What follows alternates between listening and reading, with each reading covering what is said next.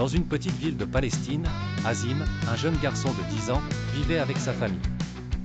Ses journées étaient souvent rythmées par les bruits des conflits et l'écho des foyers détruits par les bombes, mais il essayait toujours de trouver un peu de bonheur dans les petites choses. Azim adorait le football et il jouait avec ses amis dans les ruelles étroites. Chaque but marqué sous le soleil couchant semblait être une victoire personnelle sur l'adversité du quotidien. Un jour, il trouva un vieux ballon et avec l'aide de ses amis, ils commencèrent à organiser des petits tournois. La communauté locale, touchée par leur enthousiasme, commençait à se rassembler pour les regarder jouer, offrant un rare moment de divertissement et d'unité.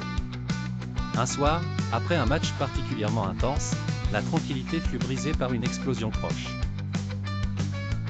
La peur figea tout le monde, mais Azim, avec la naïveté et le courage d'un enfant, courut vers l'endroit d'où venait le bruit pour aider. Lorsqu'il atteignit le lieu, il trouva sa voisine, une vieille dame du nom de Laïla, blessée. Le regard de reconnaissance de Laïla lorsqu'il l'aida à se relever est devenu un souvenir gravé pour toujours dans l'esprit d'Azim.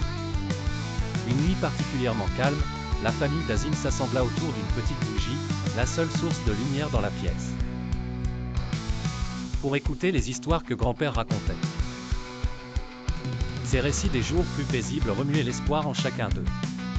Plus tard, cette même nuit, Azim regarda le ciel étoilé, rêvant d'un futur où son pays connaîtrait enfin la paix.